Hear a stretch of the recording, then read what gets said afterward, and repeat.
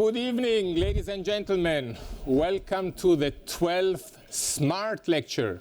S.M.A.R.T stands for Science, Medicine, Art, Research and Technology. We thought we were very smart when we invented this name. And language is today's topic. We have Professor Barbara Seidlhofer as our 12th lecturer, and we're very happy, and we welcome her and Harry Woodson's her partner and professional and personal partner. That is very nice to have you both here. And let me start, even if most of you know quite a lot about this place, I will just start a little bit by telling you a few things. We like to have good discussions, so think about the question you have for Barbara. There is a reception after. Briefly about us, you know, most of you are local, so you know all about it. We belong to the Academy of Sciences. We exist since 2007, although in this building only since 2011. There are 8 research groups that are housed in this building, and then there are 11 that are so-called adjunct principal investigators, mostly at the American University, but also at the University of Vienna and the American University of Innsbruck. And actually there is one colleague who is at the University of Constance. There is a lot of us, 305, and they come from almost 50 nations. And most of the people here are pretty young. Our missions are essentially to achieve maximum innovation. So I say this also for the benefit of some semis that forget this. We're trying to do real innovation, meaning that we're not trying to do derivative science, but something that is truly new. At the same time, trying to do it to improve healthcare. There's a bit of a difficulty here, but we manage, and I think it's very, very important. We try to foster free-minded, curiosity-driven life science, but embedded into a lot of knowledge and awareness of the clinical needs. So it's playing with very important topics, but at the same time remaining playful. And this is what we're always trying to do, trying to be light-footed while being very serious about it. It's sort of a Zen kind of state. At the same time, the needs of the environment are exposed, let's say, known to us on a daily basis. And we try to, we use a lot of knowledge and deep expertise that is available on campus to try to see what happens with our findings. We have different therapeutic areas. I'm not going to go into particular detail, but we're trying to work on areas of science that go beyond an individual disease. So we're trying to identify processes that are relevant for many. These are the 5 principles. I'm going to skip through this. And then now to the SEM lecture, to the S.M.A.R.T lecture. The S.M.A.R.T lecture is one of our 2 major lecture series, the other one being the Lunchtime lecture that usually happens in May. There are usually 2 S.M.A.R.T lectures in a year. And we've had a break through COVID. And we're trying to address contemporary challenges in all kind of areas, and this is always meant to broaden our horizons, and we're very keen that the people that we are training have as broad an exposure to important topics as possible, and at the same time also engage them in some sort of public discourse. We've had many. I'm not going to go through all. You remember Oscar Astman was only this summer. Orly Goldwasser during COVID telling us about the birth of the alphabet, probably the most important human invention in history. Wolfgang Lutz on demography, Jan Gehl on urban design, concept that he explained here are still resonating with many of us. Actually, it was a request from the students that we have this Hermann Hauser on artificial intelligence. Then you remember, some of you may.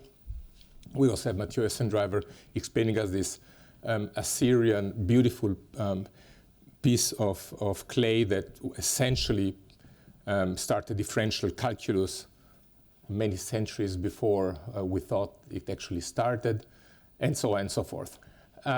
So only fantastic speakers, as is tonight's speaker. Barbara Seidlhofer is a professor of English and Applied Linguistics at the Department of English and American Studies at the University of Vienna. She is also a person that we got to know when she obtained the Hartl Prize. The Hartl Prize is the humanistic or the philosophische historische Klasse Prize of the Academy of Sciences. That is the equivalent of the Schrödinger Prize. And it was, although Christoph Bock gave a fantastic lecture when he got his prize, it was Barbara that knocked us off our feet because we knew Christoph better, and we were exposed for the first time. I was exposed for the first time to Barbara Seidlhofer's research, a beautiful field. You could say that she's one of the world-leading experts in the area of English as a lingua franca, and she will explain to you in a minute what this is all about. And she's always also been the founding director of the Vienna Oxford International Corpus of English, VOICE, which provides a basis for empirical research into English as a lingua franca, so an important center dedicated to this particular. Her research focus is sort of linguistics, social linguistics, and discourse analysis, and you will hear some beautiful examples on this. And she's written numerous books detailing the theories and principles behind applied linguistics. We often try to get smart lectures that are speaking to something that is important to us in a transversal and regular way, but nothing quite, except maybe breathing, nothing quite beats speaking the way I'm speaking now, which is some sort of Esperanto form of English. So what she will give us tonight is, for the first time, for some of us, and some of you may be born linguistics, or experts, but for most of us, sort of rather monolithic natural scientists, she will explain some of the things that we should have known long ago about the way we communicate, and after tonight we will understand with a completely different way. I don't imagine tomorrow you all keeping your mouth shut, because that would be unrealistic. But we will all calibrate our language in some sort of way. Thank you for coming. This, as you remember, has been a wish that we expressed immediately, and it's now great that it happened. And I thank Anna, you and the organization team for making this possible. So thank you very much. I think you need probably this.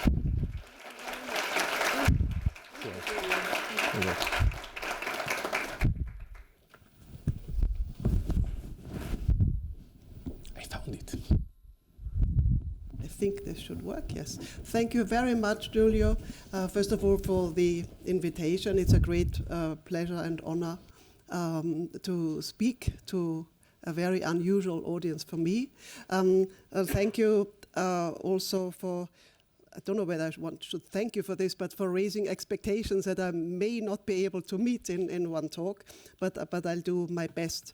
But thank you very much. It's so exciting to be here, and as I say, of course, and I will come back to this, it's very exciting for me to be in such a different institution from what we are used to in the philologies. I think, yes, here we have the title that I chose for this talk, yeah.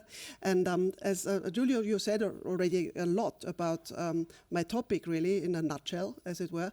But of course, when you invited me, I was delighted. But also I thought, okay, I'm a linguist, so what I'll be doing talking to semis here. But as you said, of course, probably when you heard me and Christoph Bock, etc., this struck a chord, because I was talking very much about how you communicate both in your daily scientific and social communities. And so basically that's what I want to talk about. So the key words, as it were, in my topic in my title are English as a lingua franca and convention.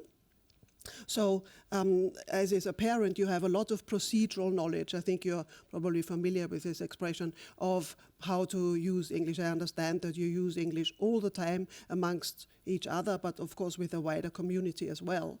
So it's like second nature, like breathing, as Giulio said. And this is the procedural knowledge, the knowledge how, which you have a lot of experience of that. What I hope to make a contribution to is kind of the declarative knowledge about this. This is more the analytical view of, and also descriptive view, and awareness that you are doing that, which one doesn't usually observe oneself doing things in daily life, and that this is the case, and how and why, etc. Right? So these are quite big questions, and I see how far I get. If I do try to give you a kind of outlook, it would be to look at how English works in the world and how its use globally calls for a rethinking of the conventional way languages, and particular English, have been conceptualized. And I speak to you here as, yes, a linguist, an applied linguist, but not as a conventional linguist that would be accepted by her own community necessarily, right? There are many different linguists doing different things, and what I do is conventional in my own community as well, although it has caught on, as it were. So doing this is important at the societal level, but it can also be helpful or useful, I think, at the individual or personal level. And I will be most interested to hear some resonance, I hope, when we have our discussion. But of course, I should add, and we had a little this conversation before about how people receive what you say. And Giulio had this example of Pirandello, and it's exactly, so I can present things to you the way I see them and try and explain. But of course, as a discourse analyst, I cannot predict, and I will not try to tell you what you will get out of this lecture. This will be up to you, obviously, right? But starting with some fairly obvious points that are simply true of the 21st century, communication via language is totally fundamental, is a human need and an activity which does have great influence on the way we live our lives. And in the age of globalization, there's a rapid and radical change of communication. I don't think I need to go into detail. That is obvious, right? With its digitalization, etc. A fact is that English is everywhere. You are only too aware of that. But from that follows that an understanding of what I call lingual communication, so where you use language in some way, but not exclusively language, a lingual communication and its study in linguistics urgently needs to evolve. And partly that's my problem as a linguist, because I think that linguistics needs to evolve more, but I think I can also develop an understanding on a more general real-world level, as it were. This fantastic research report, I was so impressed with this, and of course also amused in the sense that I was delighted how you used the giants, the stories of the giants and the research they did on whose shoulders you were building your work. So I really, really enjoyed looking at this, but also because it more or less coincided with just having been invited to do this lecture, I picked up and I fancied certain ideas in this. And if you home in a little bit on these giants, you have at least three that struck me as familiar from my own interests, and that is, if you start at the top, Viktor Frankl, doing his mountain climbing, so dangling there from the sky, as it were. Then Hildegard von Bingen, the Middle Ages mystic and all-rounder, one could say, strangely enough, sitting right on top of Kollege Fassmann there, I think. And then, not so easily visible here, Paul Watzlawick. But I'm delighted to see that Paul Watzlawick has actually joined us today, and I feel honored, and thank you for coming. But he, of course, is the big name in communication theory, understanding how humans communicate. So if you look at all of these giants on whose research you are building your own research, and whose research and significance you are acknowledging, one thing worth bearing in mind from the language point of view is that they all need or needed some common means of communication a lingua franca, right? So they need to communicate beyond lingua cultural boundaries, etc., first languages, etc. Of course, also you could, more, if you like, contemporaneously look at the conference diary, at conference calendar for today, the official one, which just lists the conferences, and you see this is roughly iconic. The bigger this image here, the bigger the conference. Right? So if I start with the smallest one, that's actually with an English name, but has quite a lot of speakers, the S.M.A.R.T technology for future health, lots of speakers that also speak German with German titles, but they chose this English title. Then the IPE conference and awards, no idea, that's about 600 people, I think, and then also the 196 plus, all in English.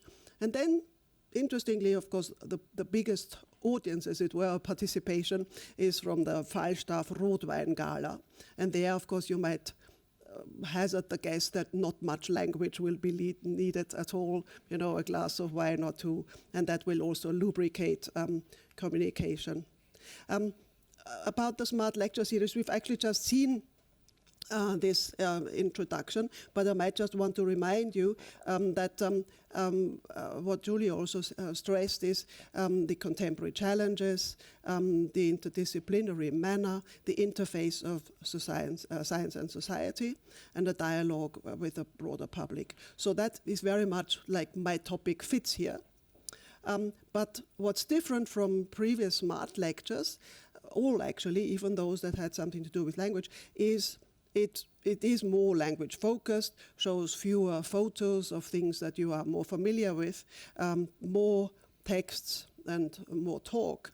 But above all, it's self-reflective in the sense that what I am, you have to use language to talk about language, right? So that's what I'm doing here about language-related issues. But most importantly, really, my talk itself is, if you like, an enactment, a demonstration of the phenomenon that I'm talking about, English as a lingua franca. And that's worth bearing in mind. We probably couldn't do this lecture with everybody understanding what's being said unless we had English as a lingua franca. So what do we mean when we say, are we all using English? Yeah? In my terminology, as in the title of my talk, we're using English as a lingua franca, and I say ELF for short. Sounds a bit funny, but it's much shorter and convenient. And I define ELF communication as any use of English for communication among speakers of different first languages, for whom English is the communicative medium of choice and often the only option. Yeah? So that's how I myself define this. And I would just add, because it's not so obvious, or sometimes people jump to the conclusion when they hear lingua franca that no native speakers of English are involved in this. This is, of course, not the case, right? I mean, I'm sure that if we did a little show of hands here, there would be people who regard themselves as native speakers of English. But the whole point is you talk to each other across lingua cultural boundaries. Yeah? And it doesn't matter. It happens actually in the moment that people decide this is the best, or it's pre-decided, like for publishing or conferences, etc. This is the best way that we can communicate. It's not a question of how good is your English, can you take part? It's just a fact that this is the best way, best means of communication you can use. So important, though, is that when we think about languages, we have this idea of separate languages in our head, right? We speak a particular language. We grew up with one particular or several particular languages as a first language. We learn languages at school. People ask you, how many languages do you speak? The European Union talks about multilingualism, and that is defined as speaking many different languages. Yeah? So language is usually used as a countable unit, clearly defined. When I talk about ELF, I do not mean a language as we are conventionally used to thinking of languages and language varieties, you know, a particular dialect or whatever, as separate, countable entities in separate speech communities, and thus also legitimate speakers. We have quite a clear idea about this as owners of a language. And these people have competence in a language. Yeah? So it's this countable idea of languages. ELF research is not looking at another variety to be described formally, as linguistics, descriptive linguistics typically does. I'll just give you 3 little examples, short snippets of people using English as a lingua franca in quite different contexts. I urge you to hear this strong message from the Moldovan people. The European Union should once again show that it is the world's most successful union for advancing peace, prosperity, and democracy. The EU has created the longest period of peace in Europe's history, and it can do it so again.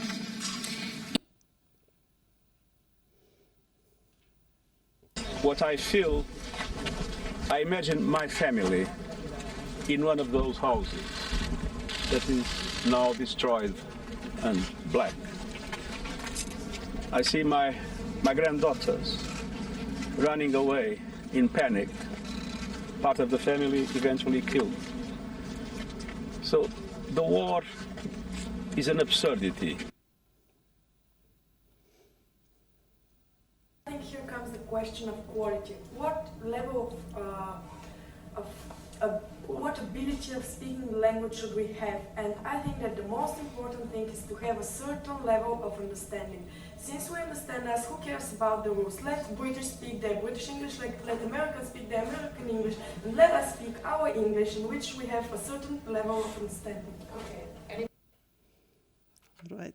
I realized that the last one was a little low, but you had the text there as well. And by the way, this is a corpus that Giulio already mentioned in the introduction, where we get people interacting via English as a lingua franca. So this ELF communication here, we had one example from European politics, one from international peacekeeping, if you can call it that, peace efforts, and an international student conference, a Bulgarian student talking about how they use English, and you had that there. So, of course, you could say that Maya Sandu, Antonio Gutierrez, and the Bulgarian student are speaking in English, but they are not using exactly the conventional English as it is codified in grammars, dictionaries, dictionaries for lexis and for pronunciation, and it is put forward as a target, this English, in English teaching all over the world, right? I mean, there's a clear model what is taught as English and set as a target. Rather, these people are using and thereby also shaping English as a communicative resource, and they are using the resources of English. So there's this distinction, conceptual distinction between language and a language or languages. Yeah? And there are 2 ways of thinking about this: as a conventionalized particular languages associated with particular communities and cultures, or as language more generally, a communicative resource. But the second way of thinking actually runs counter to many conventions.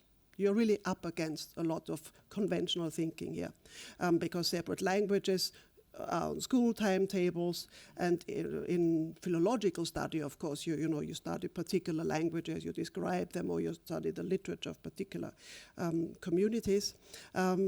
And also in our linguistic experience, we, in the global north anyway, usually acquire and experience language via a particular language, yeah? A named language, as it is called. So my approach is also controversial in linguistics because it runs counter to ways of thinking that are very well established. ELF communication puts its focus very much on the function, on the communicative function of the linguistic means you're using.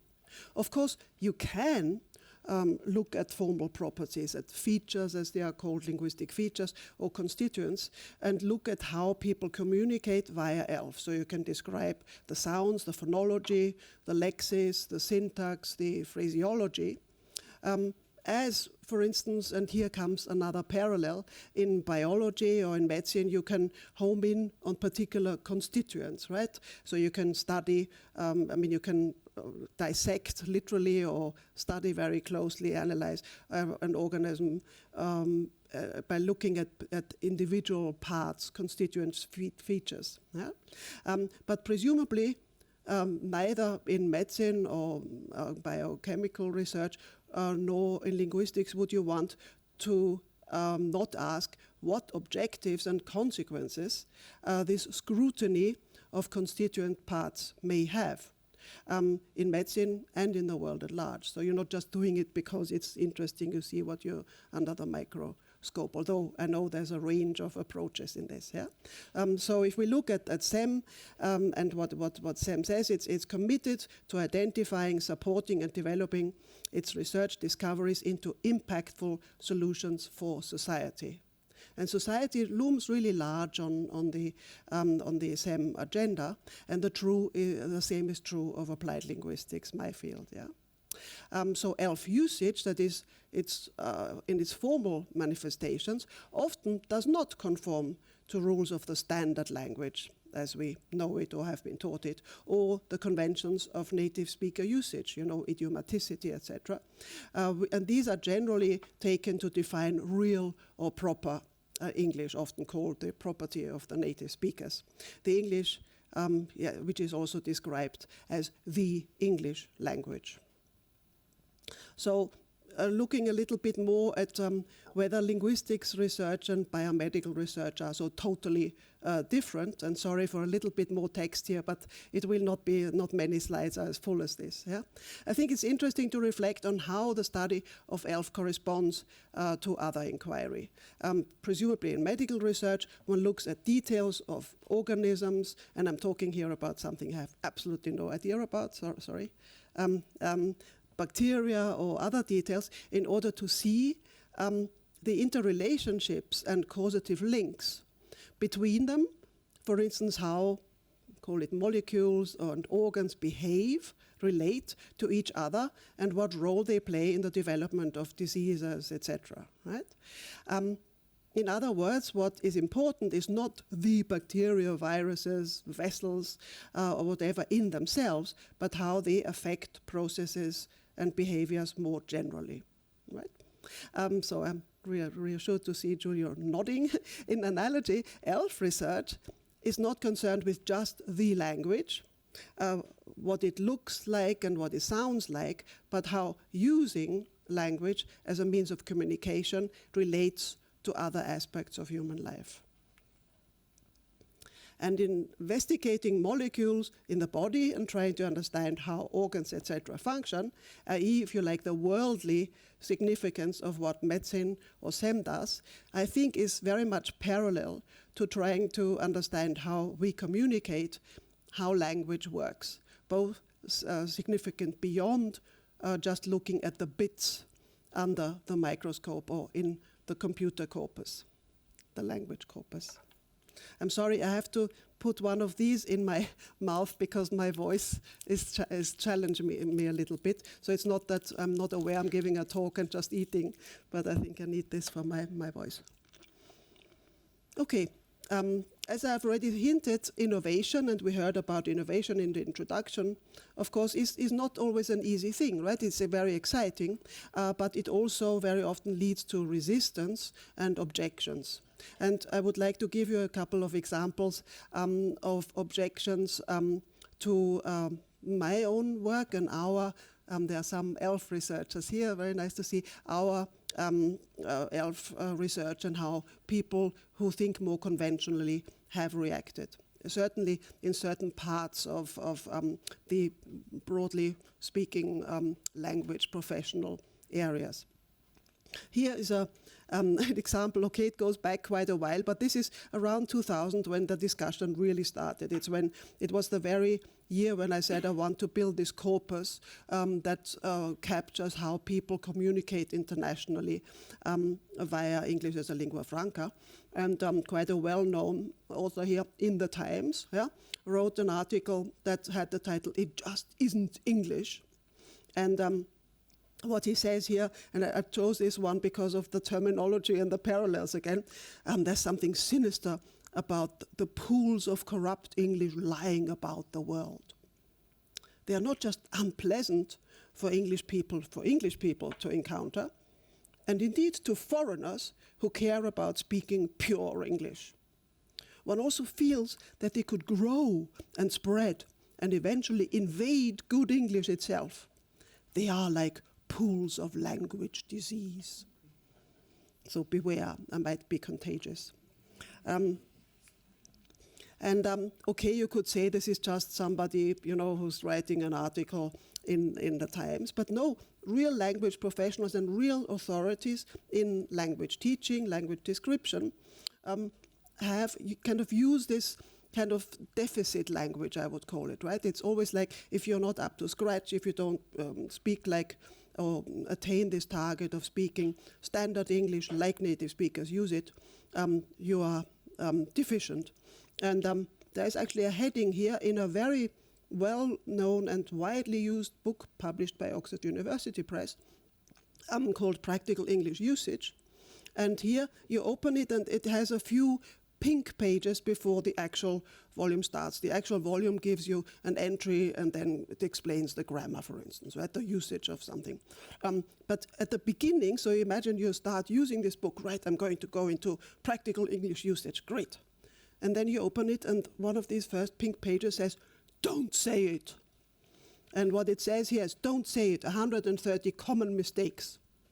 And then they are listed, yeah? And I don't want to spend too much time, but you can look this up yourself. So you have these bad things that people say, and then what you should really say. And of course, then you can look up on which page you get an explanation and a way of learning how to say it properly, right? Don't say it.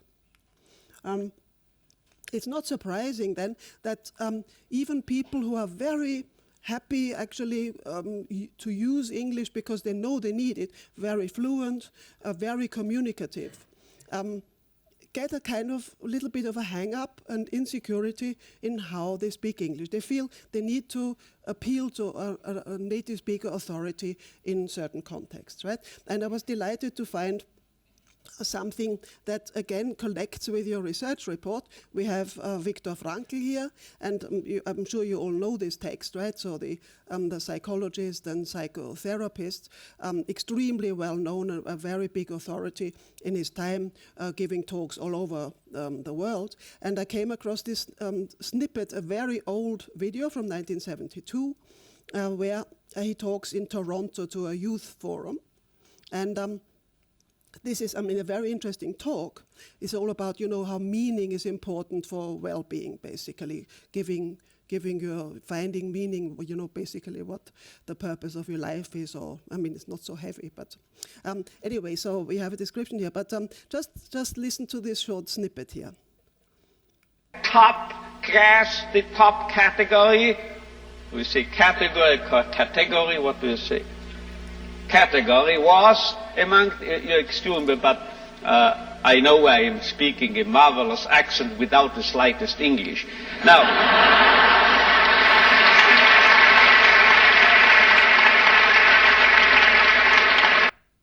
so of course he's also really humorous about this, yeah. But still, you need to check this, right? And this is another picture of Viktor Frankl here. Okay, more objections to this English, to this English disease, pool of language disease, right? You get that in pedagogy, so in teaching, in teacher education, therefore, yeah, in textbooks, and also very much so in tests, because tests are big money, international tests, and I'm sure you've taken some tests of this, yeah.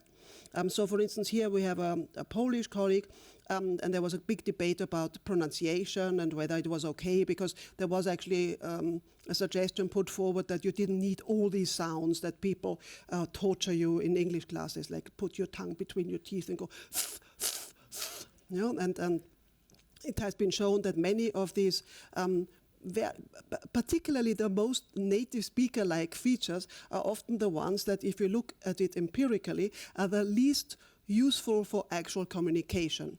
They have different functions. They have the social functions, membershiping functions, but actually for communication, of course, also many native speakers don't use THs, right? But no, we are taught you have to do this. And there was this big debate in the about 20 years ago, and this Polish colleague got very hot under the collar. We had a conference in Poznan, and this is the volume that came out of it, and he was getting basically at me and a colleague. So giving up on this high objective, this standard pronunciation, will easily bring the ideal down into the gutter with no checkpoint on the way. So, you know, very, very upset about any alternative suggestions. And here we have from a website, still online, by a well-known teacher, well, educator, I would like to say. Teacher trainer is what he would probably say himself. From the examples you can see it's a few years back, but he actually says, okay, any attempt to define ELF as an entity distinct from native speaker norms is doomed from the outset. If native speakers are no longer to be the model, who is? Kofi Annan? Angela Merkel? You non-native teachers out there? And if so, then which of you? Or is the Nigerian security guy at my university almost none of my students ever seem to be able to decipher? Huh? So really pouring scorn on people who do not sound like native speaker models. I mentioned already the language teaching and testing industry is huge, and we have talk here. I won't take you through the whole thing about killing the goose that lays the golden eggs and instead putting an ugly duckling there. Yeah? And I think maybe what I want to say more about is at the bottom. I mentioned all these abbreviations, but I think you know, I mean, the CEFRA will have an example in a moment anyway, Common European Framework of Reference. So in your CVs, when you have to say, you know, how high is your level of a particular language, and you say, A2, B1 or whatever, or in job advertisements, C1 is required, etc. And I don't know whether you've had to take tests like IELTS or TOEFL for university entrance, but it's a very big industry, of course, particularly in the United States and Britain. So what does that mean, or what does it result in, is basically that it looks very much like, sorry, there's some writing between, but that the sort of trying to achieve these goals of from between A1 and C2 is very much an uphill struggle, right? You're always fighting to get closer to that ideal. And although the Council of Europe is trying to sound a little bit more open-minded, tolerant now, because they have realized they cannot only mention native speaker goals. You know, if so many more people in the world are not native, so many more people who use English in the world are not native speakers, not Anglos. But still, I mean, they basically in their documents have struck out the word native and have replaced it with expert, speaker, etc. But the whole concept and the whole attitude in it is exactly the same. It's simply a cosmetic way of doing a cut and replace, basically, in the documents. So very much you get in the Common European Framework of Reference this ideal and the struggle that we are subjected to. And then it's not surprising, of course, also that companies that that offer language teaching, language courses, play with these ideas. Yeah, and I think this is quite a nice one. It needs the knowledge and, if you like, the suffering of people that they have experienced trying to do this uphill struggle to appreciate this little advert here. She really should have grown out of that sort of behaviour by now. Her dress is very messy, isn't it? And she'll never find a suitable husband playing around with the young boys in the mart. Some tea? It would be rude not to.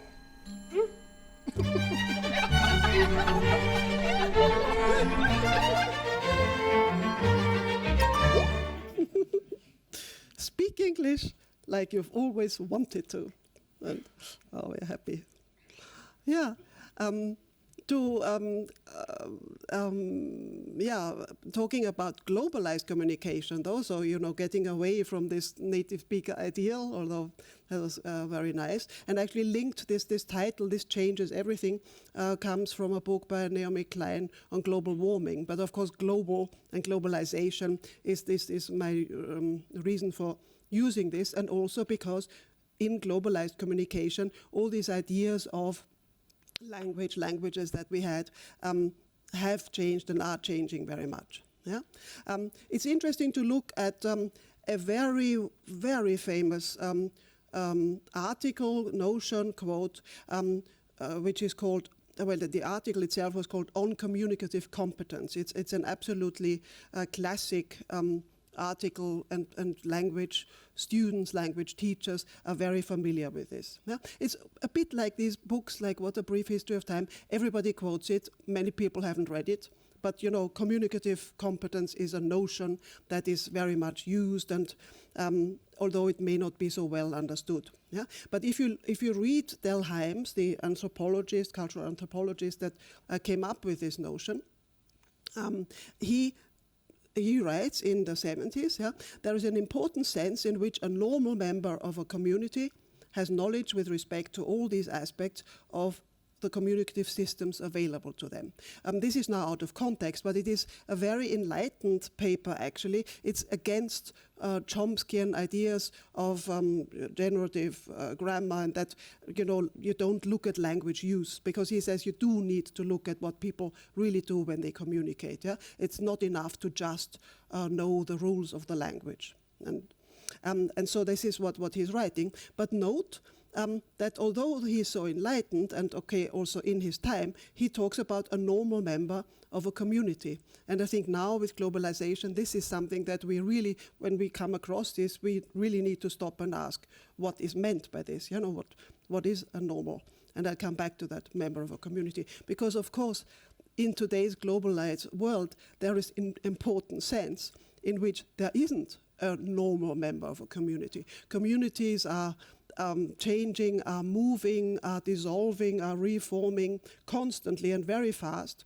Many people communicate in groups that are only there for a short time, constitute themselves quickly and then dissolve again, but develop a particular way of talking while they do this. And my colleague Marie-Louise Pitzel has studied this very carefully and with her own methodology, looking at transient international groups. So in that sense, we do not have normal members of a community. Yeah? Therefore, in ELF research, we ask these questions. So, this is really a rhetorical question, and what is a normal member of a community in the globalized world? What is a normal speech community? Because speech community is still a notion people work with very much. When it is no longer locally situated and relatively stable, but instead is deterritorialized and transient. How do you, and this is something that I'm sure you do all the time, how do you create common ground on the fly, online? You meet somebody either online, literally online, or in online conversation as you, walk past them on the corridor or pop into their office or something, meet somebody at a conference. Immediately you need to work out somehow, with all your senses around, how am I going to communicate with this person? And in most cases it will be English in international encounters, and it's a very fine sensorium and skill that you develop, a capability indeed. So also questions like what is polite and impolite, of course, will depend on many things, the cultural context, but it's difficult to work out in a relative group of strangers, a group of relative strangers, quickly you have a sense, better not mention X or something, right? But it's something that you develop a sense of. So established insights of sociolinguistics, as we saw, for instance, in Hymes, etc., and pragmatics that apply to specific language communities definitely need to be questioned when it comes to intercultural communication that is across language boundaries and language communities. And of course, that always carries with it this question, who are legitimate speakers, for instance, of English, right? And you do get these apologies like frankly or implicit apologies, like I'm not really a legitimate speaker, but you tell me how to pronounce category or category. Okay, a little bit about our ELF research, and this will be basically just iconic, right? So obviously we've been doing our homework, as it were. We've been doing conceptual, theoretical, but also empirical research, and then very much thinking about these questions like societal importance, as I said before, what implications this would have. Some of the books that have come out recently from our ELF research group in Vienna and beyond. Seeing this a bit wider because we have collaborations, of course. And I will only be mentioning very briefly current doctoral projects, because I think they are such a wonderful example how interdisciplinary our work is, but from also the significance of English in the world is actually mirrored in the topics that my current colleagues have chosen to work on, right? So I'll just very briefly mention, and I should say that some of them are here, and I will mention that, because you can talk to them later, perhaps also at the reception. So Sandra Radinger is in the area of philosophy and lived language experience, and is asking really difficult questions about that. I will not be able to get into detail, but if you want to talk to Sandra too.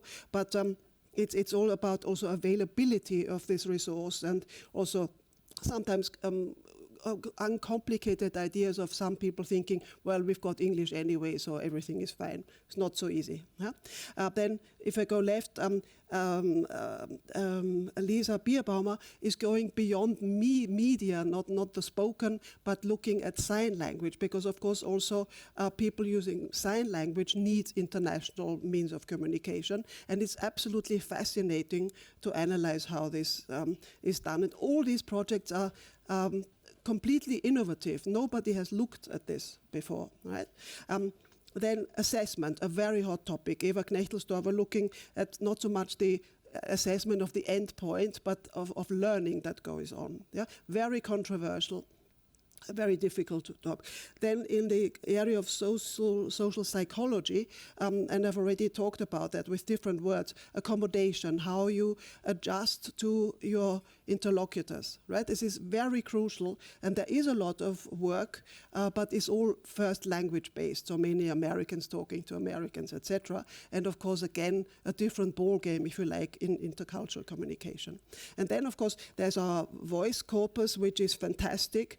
I'm talking now about Stefan, so that this was Vanja Vukovic, and Stefan Riegler on the right is looking at how we can make the voice, how the voice corpus itself can be made more easily usable for pragmatics work, tagging structures, etc., so that you can find which kind of communication strategies, for instance, people use. So all this wonderful work.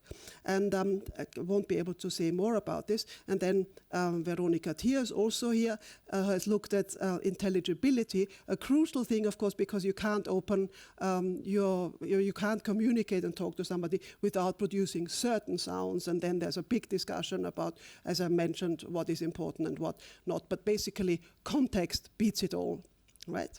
So there is some 20 years of ELF research to look back on.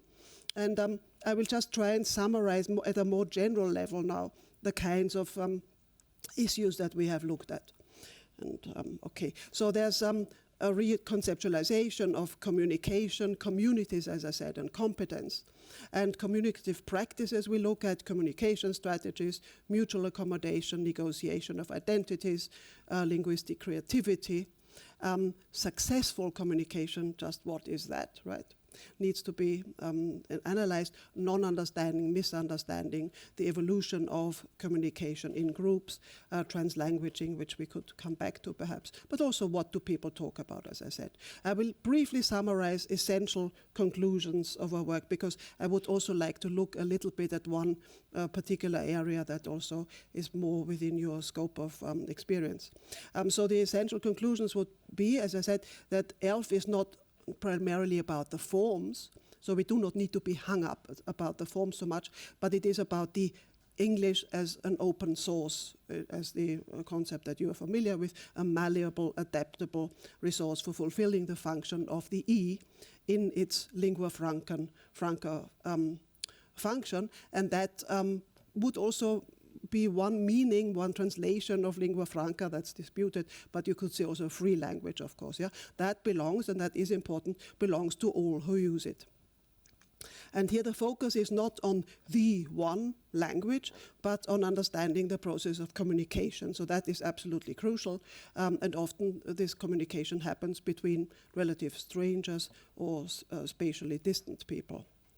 So the conventional view, and also speaking for my realm of linguistics, the professional occupational hazard of linguists is that we are very much focused on the language. So many linguists say, okay, there's language first, and one of the functions of language is communication, but language is primary. But actually it is, of course, as we know from our lives, the other way around. Language is a function of communication. And that means communication is primary. And the focus is not then on the one language, but on understanding, as I say, communication. Of course, this also means that if we, against time and against developments, now stick to old or anachronistic concepts, there will be a lot of, difficulties, and I will come back to that. But really, and again, we see parallels here with SEM, it's the outcomes that are crucial. We should not be too fixated on the language as such. So we witness processes of variation rather than products of systematized varieties, as I said before. And languaging is drawing on whatever linguistic resources are available rather than competence as a product of learning, yeah? Even if we call it communicative competence. And the communicative and therefore necessarily creative function of language does not depend on conformity to established norms, but sometimes even the contrary. Sometimes if you are very idiomatic, yeah, and you meet somebody who does not know English so well, yeah, and I have to do this, of course, you use all these idioms on them and you lose them. Right? So it's again this accommodation facility that you need to communicate. So in short, what we do is shift our attention from linguistic competence, that is mastering English as a language, to communicative capability in exploiting all available linguistic resources. So this focus shift is from the code of the standard language to the pragmatics of lingua franca use, and I'm glad that Paul Václavík is with us here. And here he is as well, right? Didn't know he was going to be here anyway. So I thought I would just briefly mention here that we have something in common here. ELF Research is interested in the actual pragmatics of lingua franca use, to see how, for instance, also learners draw on what they have learned, how they draw on their own languages, other languages, and on various communication strategies. So this is a rethinking of traditional and partly outdated concepts and categories, and that is underway. And we see here the pragmatics, and I put a pointer to Václavík, because I will show in a moment his main work is the pragmatics on the pragmatics of human communication. So he says basic communication is behavior, and there's also in the research report this nice quotation, you cannot not communicate, which we'll look at in a moment. But also I have here Henry Widdowson, a paper by him, and he's sitting in front of me here, ELF and the pragmatics of language variation. So pragmatics looms large in our research. And here's this wise word, one cannot not communicate, because you cannot not behave, right? And this is the little paragraph you have, the description of Václavík's work in the research report. And here is main work on communication with a couple of colleagues, the pragmatics of human communication, where this comes from. And what I would just like to add is that Václavík and Henry Widdowson therefore see eye to eye. Yeah, they sit here together and agree on the pragmatics being the important thing here, right? touching that. So I would, if I have a few minutes, I would like to talk about a few real-world implications for applied linguistics. I've had to make selections here, which is always, of course, difficult. But of course, because English is everywhere in the globalized world, this does have particularly crucial and sometimes threatening, dangerous consequences when there is a big power differential. Yeah? And I have a few examples here of so-called high-stakes encounters where English as a lingua franca plays an important role. Because again, high-stakes encounters are very often intercultural encounters, and English is needed. But there is this power differential that, of course, is more important than any linguistic means that you have, you could say. So often there's a unilateral imposition of either institutional or other power and no willingness to cooperate. And this can, of course, lead to issues of misunderstanding, alienation, inequity, or disenfranchisement. Yeah? Of course, what is so crucial here is that if we could work a little bit more towards, or significantly more, towards a conceptualization that is not normative of an English that people understand as English as a lingua franca, as a resource they use, rather than saying you don't speak proper English, that would go some way towards alleviating this. So in social and life and in politics, we have, for instance, international research publishing. This, I think, is something very close to your own experience, as you mostly publish in English, where you need language because you have other means of communicating, of course, but that's certainly something. But if you think of peacekeeping, diplomacy, we heard Guterres there, can you imagine how much there goes on, where really very often a lot depends on how people communicate. Interpreting is part of that, but is a special case also because interpreters are trained in particular ways that are not quite up to date. In language education, I mentioned the Common European Framework of Reference and language testing, and then crucially in immigration and asylum procedures. I would love to talk more about this, but maybe we can do that in conversation, because you can imagine at the shores of southern Italy, Lampedusa, etc., when immigrants say, arrive, and then they often do need to speak English. Yeah, either their own pidgin English or English they've learned, and they talk to Italian immigration officers who have a school idea of English. There's a lot of scope of misunderstanding, prejudice that can be absolutely life-threatening to some people eventually, right? But I can only sketch this very briefly. But what I would like to just say a couple of slides about is this linguistic inequality as it has been discussed in publishing because of the predominance of English. Yeah? There's a big discussion about this, how the predominance of Anglo academic discourses is at the disadvantage of non-Anglo scholars.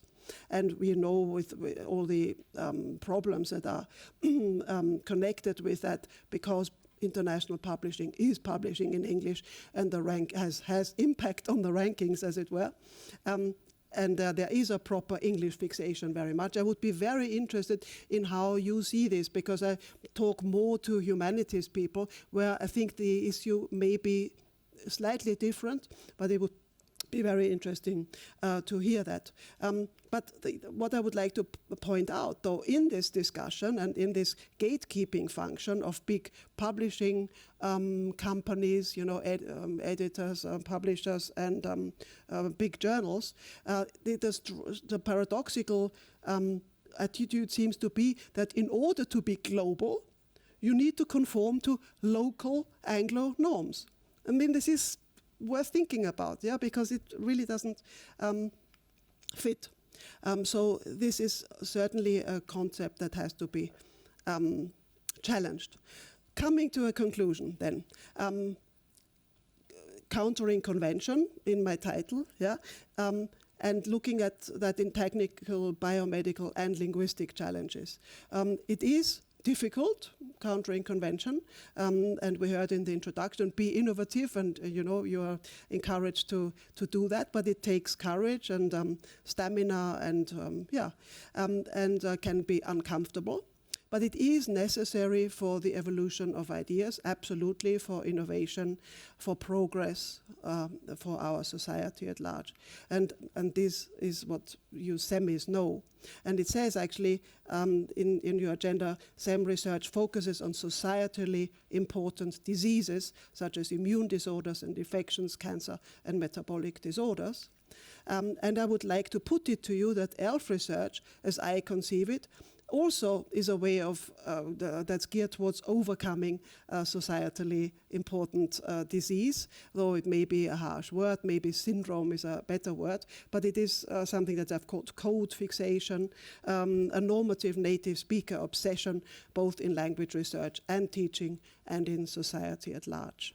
And at the very end, I was fascinated. It was a pure coincidence. I don't know, I was looking for something, and I noticed that I had on my computer from exactly 10 years ago, something that the Standard newspaper brings out. I think it's every year, but in 13 they had this Jahrzehnt der Meilensteine. So they had this decade of milestones they looked back at, and look who you find here on the first page. Okay. And you can read it better than I here, ja, wird wissenschaftlicher Direktor des SEM. And Giulio manages to be twice on this page, and here with a project, a research project, right? And then it so happened that in the same report, 2 pages later, there is me with my outrageous idea about English as a lingua franca. And it noticed, and I was joking with Henry, many other people have nice pictures here, but there's no picture of my book or anything, but the AIDS virus, right? So Henry said, well, I mean, that's because your work's gone viral. And so I would like to end on this. That is in a kind of beneficial and benevolent way. I hope that it has gone viral. It has been well received. Although I should also mention, because I said about the difficulty of breaking convention, that actually, although it's gone viral, and you've heard about young researchers doing this and also abroad, but the University of Vienna looks set not to continue this work. And that may have to do with the difficulties that I've been talking about. So it's not always easy to be up against convention. But thank you very much for your attention. I look very much forward to your questions.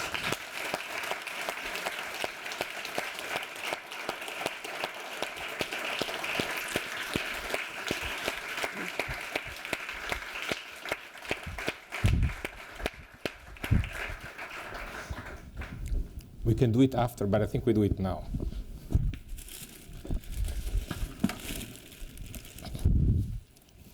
Yeah, it's not very pretty like this. Thank you, Barbara, for a wonderful lecture. This is a little thank you from our community. Much. Oh, that's beautiful. It was an inspiring talk, and I'm sure there are a lot of questions. We can put it back. Thank you so much. Beautiful. I was so fearful. Oops. We won't forget. Thank you. Okay, questions, please. So let's start from left to right. Please. Thank you so much for the wonderful talk. So when I went to school, it was worth mentioning, there was a language-based program. I was always told multiple times that English is a language killer.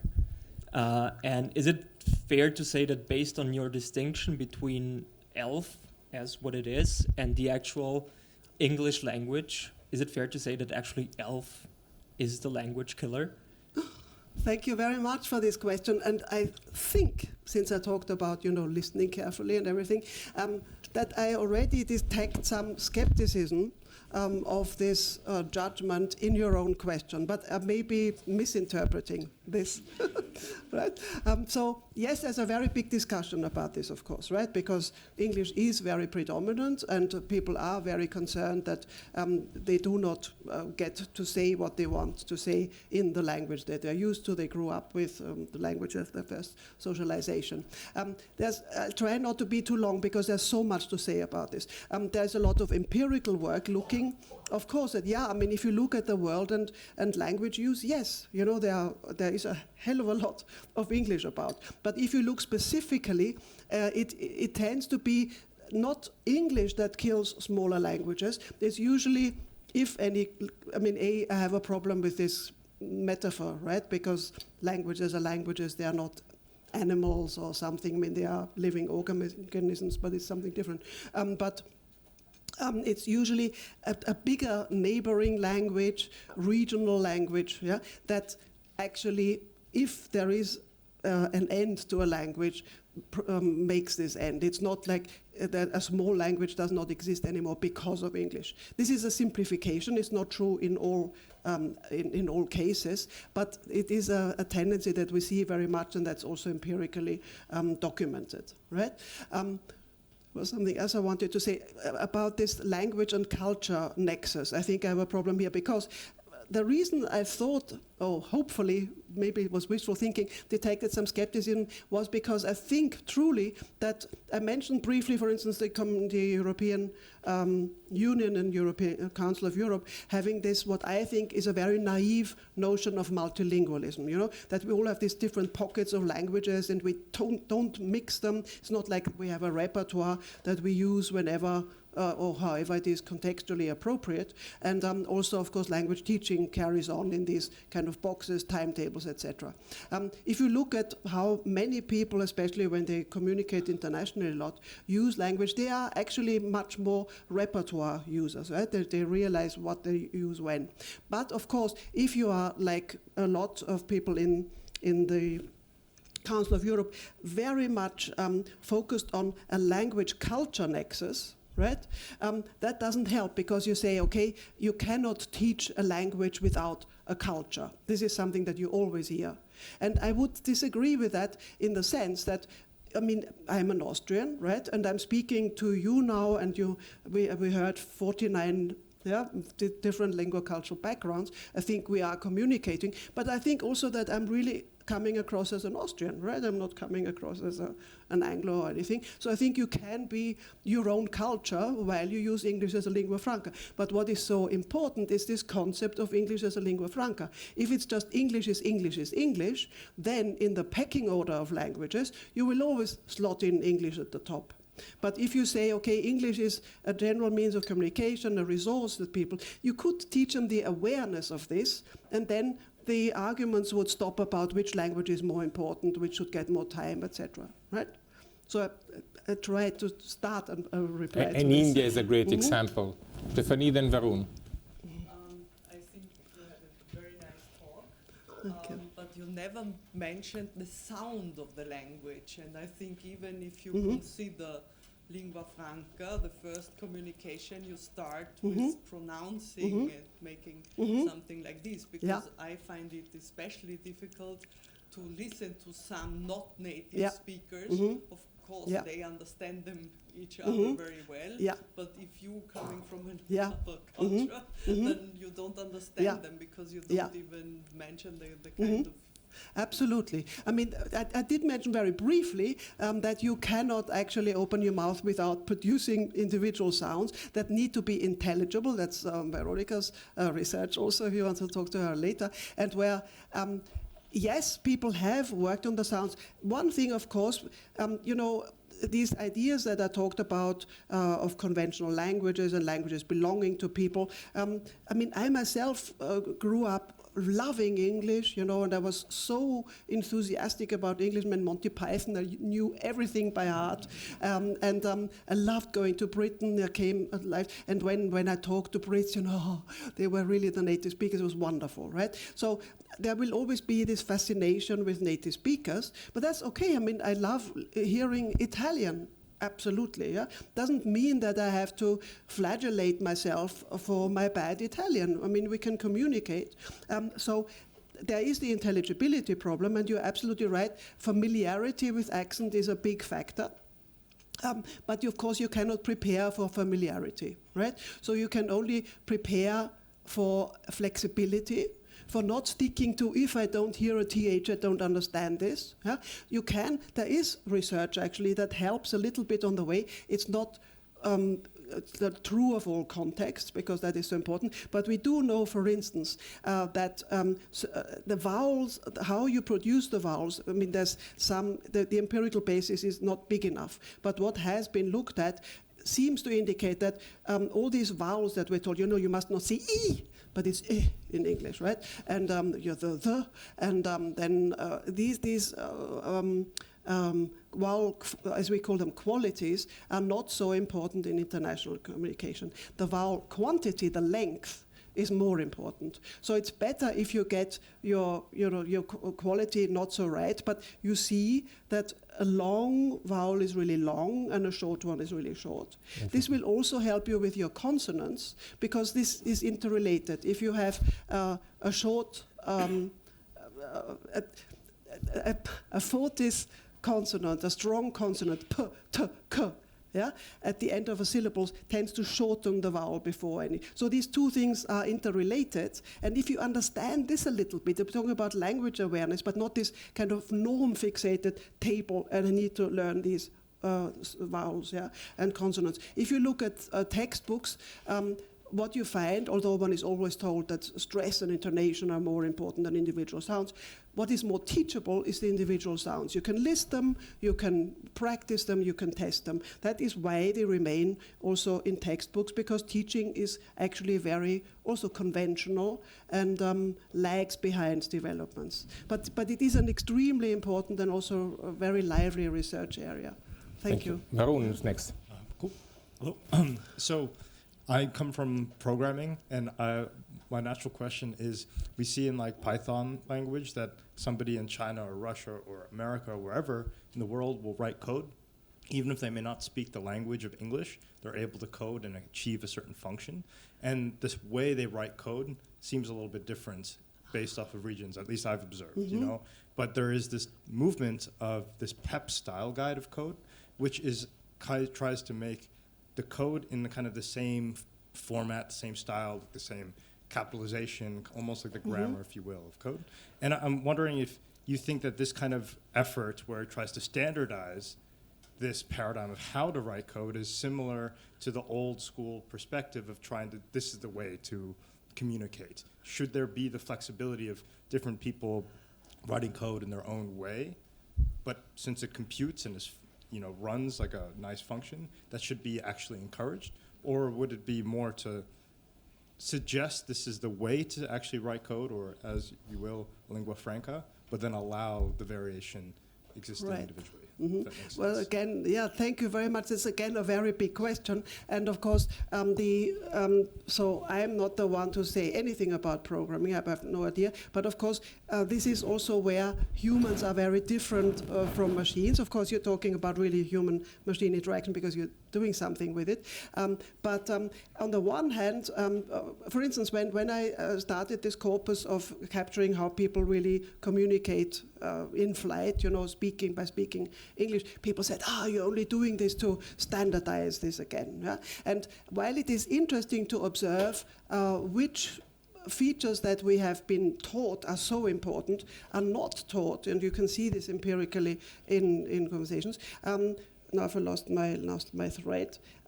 Yes, it would be a mistake. I'm talking now about a living language, and I could come back to Esperanto, which you mentioned, to say, okay, folks, we're going to standardize, because languages have to live in order to function. They have to be malleable. You have to be able to adapt them. So there would be no point. I mean, it's good to understand what you are dealing with, and you need lexis, obviously. But then I would really warn against saying, no, we're going to fix it like this. And one could ask why Esperanto has had a modest success, right? I mean, it's an engineered language. Of course, first of all, puts certain people at a disadvantage because elements of their language families are just not represented.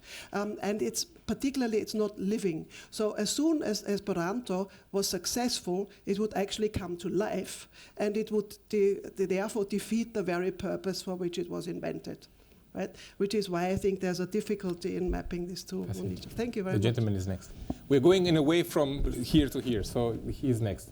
Yeah, well, brilliant as always, Barbara. Thank you very much. As we know, medical communication has been well researched in recent years, and in particular doctor-patient relationships. And I just wonder if I could offer a very simple example that might be very telling of the points that you're making. And it comes down to the use of the simple pragmatic discourse marker, well. The patient meets the doctor for the first time, usually as a stranger. And these conversations, I'm sure, go on in these two great towers, day in, day out, hour after hour, over and over again. And so once they've sat down, the doctor might say, well, what can I do for you today? Or, well, how are you feeling? Or, well, how is your problem? The doctor's use of well is indexical to the fact that for the business to happen, the doctor has to find out information from the patient, and his only means is to use language, i.e. to ask questions. And so he's introducing this. But instead of saying, how are you feeling directly, or what can I do for you, in a very bold way, the well mitigates that, softens that, and appeals to this wider context of shared knowledge. The patient has to know that the doctor will ask questions. But he asks the question, and the patient then begins by saying, well, because if you say, how are you feeling, suddenly the patient is challenged and think, my God, I've got these pains, but how can I possibly describe them or put my pains into words? And so the well signals to the doctor that I'm reflecting on the myriad of possible answers I could give, and each of them might, in some sense, be tentative. It might not be the definitive answer, but it's my effort towards an answer in this context. In other words, to use words from your talk, both instances of well and the different instances, create procedural meaning. They're oiling the conversation to make it happen. They're building, as you said, a small speech community together, the patient and the doctor in that room at that moment of time, regardless of their background and regardless of their abilities in English. Well. This is a question or a comment? This was a comment. It's a comment. Yeah. A comment. Okay, thank you very much. Wonderful. Thank you. So who's next? If we go here, this is the silent. Before we come to Christoph. Nobody in this section? Please. Thanks. Do you think that English could ever be replaced or by a different language as a lingua franca in the next 100, 200 years as the power dynamic shift in the world? Mm-hmm. Thank you very much. Yeah, I mean, it's not something that he's I a drummer, myself... by the way. I mean, he's a drummer. Okay, well, you could replace it by drumming. One of my grandchildren is a great drummer as well. That's fantastic. It is kind of die Preisfrage. Right, so everybody is asking this question, and of course what springs to mind is Chinese, etc. But actually there's also an interesting book by somebody called Ostler, The Last Lingua Franca, who says that, okay, English is the last lingua franca because we won't need a lingua franca anymore, it will all be done by machines. So, take your pick, and I think the message to take away is that language really, although as a linguist and as some linguists here are, we tend to forget this. I talked about this professional hazard that we kind of guard against, is that language really is an epiphenomenon of, important though it is an epiphenomenon of things that happen in the world. And so, depending on what happens in the world. But if you look, it's not only population size, but that is, of course, very important. But again, things like, why did English suddenly take off after the Second World War? It was, of course, also, the Americans had the money, etc., and then it becomes cool. So factors like that happen. But, I mean, I do understand. And when Ostler had this book out, which was more than 10 years ago, it seemed a bit fanciful still, and I thought, well, how can you just ignore a living language? But we have moved quite a bit in that direction. A short comment by Henry before we move on. Short, because we want to keep the half. Yeah. I'm sorry, I just wanted to make a brief comment about the issue of whether one thinks of a language or language. And this, as you were saying, seems to be the crucial point. Because if one thinks of a language, one thinks of an historical document that's accumulated a whole lot of linguistic baggage over the years. and which a community will learn in being socialized into that language, but a great deal of that language is not particularly functional communicatively. A lot of it is redundant, because a lot of it also will be complemented by context and so on. That's how language works. But learning a language usually means you've got to learn the whole caboodle, warts and all, if you like, so you're learning history when you learn a language, inevitably. And the point about, as Barbara was saying, English is lingua franca, is to focus on language. And the problem about that is that we simply do not experience usually language as it's always as a language. We don't have a direct access normally, but people who speak English lingua franca do, because and they have to, because what they do is to identify what is high communicatively salient and which is serviceable for communication. And therefore, the language they produce doesn't correspond to the conventional language. And this is but the difficulty is that it goes beyond a normal socialized experience. This is one of the difficulties, because linguists and everybody, language teachers, everybody, so to speak, has this embedded notion. It's almost not a language. So before we come to Crystal, is anybody else? Please, Kazanti.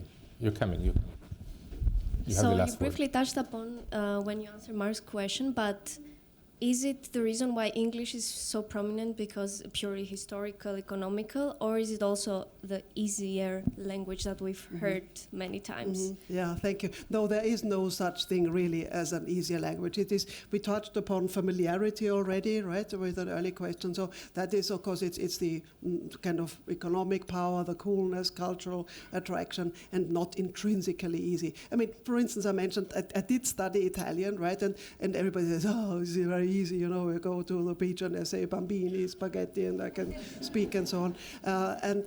And it's actually, it does happen to me that when I go to Italy, people say, well, your English is so good, you know, although it's absolutely terrible. So it has to do with also the feedback you get. I mean, in France, I find it very difficult to speak French, but not because French is difficult, but because the French think my French is not good enough. Yeah? Although the Italians think my much worse Italian is good enough. So there's all these human factors that play a role. But Italian was easy at the beginning, and then with passato remoto and all the other things I had to learn, it became very difficult. So very short answer to that, but yeah, not English. Easy. So because not the best part, but another good part is going to be with drinks, and you will all be able to interact with Barbara. Now we finish with Christoph, who's been patient enough, even if he was not the first person raising his hand. Oh, really? So kind of aware teaching of English would perhaps be similar or comparable to how we teach handwriting today. That we start from something relatively standard, but then encourage people to find a way that works for their anatomy eventually, and accept that to some degree. Which kind of connects, then if we go with that metaphor for a moment, we've seen a rapid decline of the importance of handwriting. And we have computers at the moment that can read handwritten text better than other human beings. So while handwriting is kind of important to be communicating with other people, more and more computer takes over. Now it seems, you already mentioned this, if we have kind of headphones, and we're probably just a couple of years away from headphones that would give simultaneous translation at the level of a professional dolmetscher.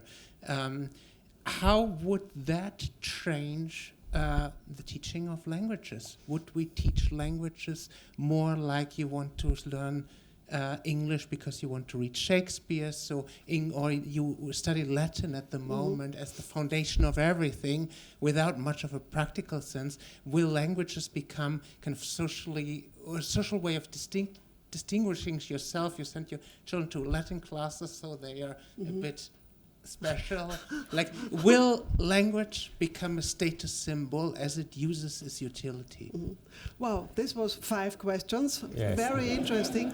That's Thank why you it was so much. last. They accumulated while he was listening. Yeah, thank you, Christoph. But okay, I won't be able to give a full answer here, but we can continue. Right? But a quick reaction. First of all, because you mentioned Latin, I just want to get this. I looked a little bit into Hildegard von Bingen and Latin, and although she needed this as the lingua franca for all the amazing things she did in all these different fields, she felt she had to fashion this to her own needs. So the human factor is always there, and she devised a lingua ignota. Yeah, which, I mean, there's a lot of literature about this, fascinating, and I only found it out thanks to the invitation to do this SMART talk. It's really worth looking up. Had I had more time, I had slides about him from Bingen as well.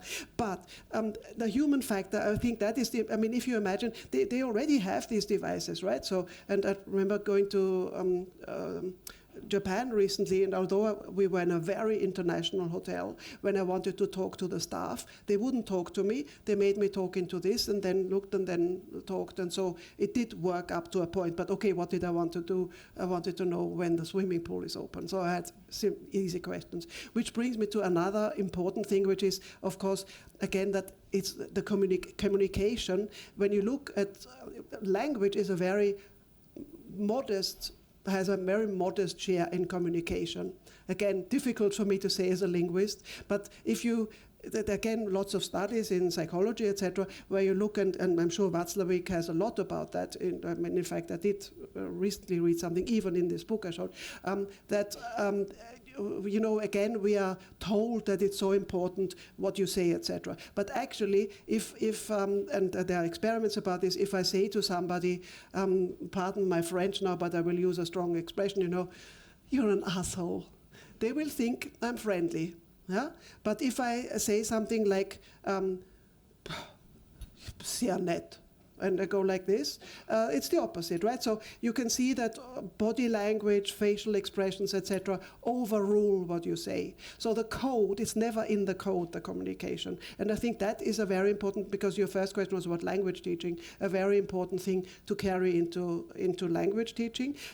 Work with what you've got already. You don't need to treat beginners in English like idiots because they don't know English. Yeah, that's why they're learning it. But they may know X languages already and be fantastic communicators in them. And so you need to look at what they can already do as expert communicators. Build on that. Yeah? Also look at, and that's what Eva Kleisersdorf is doing, when you then test them, look at what they've learned, yeah, and at the process rather than at the product they produce at the end. There's always this interaction with the context, the purposes for which you communicate. And you mentioned like reading for English for Shakespeare. There's a long history of English for specific purposes and languages for specific purposes, because of course we always do communicate with a particular purpose. So the only thing is, for teaching, that is very difficult to predict. So then the question is, what is a good investment in learning, right?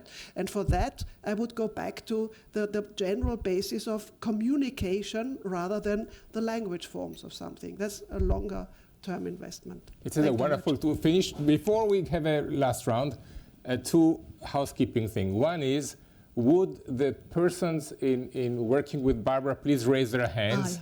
Yeah. Mm-hmm. Okay, no, loud and clear and communicative. Okay, Lisa, so can I please Vanya, them? Yeah, please. Yeah, there's Lisa, Vanya, Veronica, Eva, Sandra. Okay, so please, Semis, your task is to be sure they're not together, but you flock around them so that they're committed. Firstly. Second, as Barbara will leave this room, be sure that she goes straight to a drink. Don't block her on the way to a drink, because she really deserves it. So thank you very much. Thank you very much.